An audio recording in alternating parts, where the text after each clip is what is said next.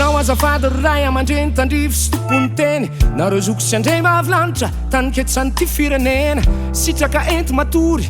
telo na ento mifoa ny fitiavana setrinareo aminay loloavina tapony lo taona maromaro izao no iverenany fahafana mila vonona mitsangana asandrato ny faneva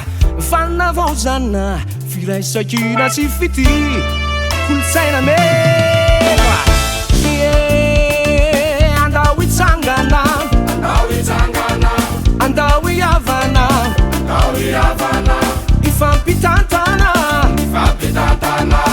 Malagasy raira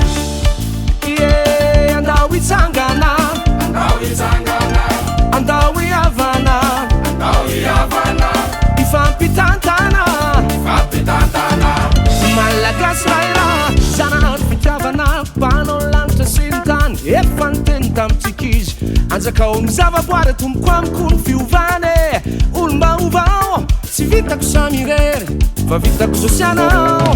velom-pisaorana nareo zahay ankehitriny namela hay ny teny ny vetsopo sy fanirina nareo zandry zanaka sy lofo sy dimbony miala tsaratsodrano andimby sy anao saly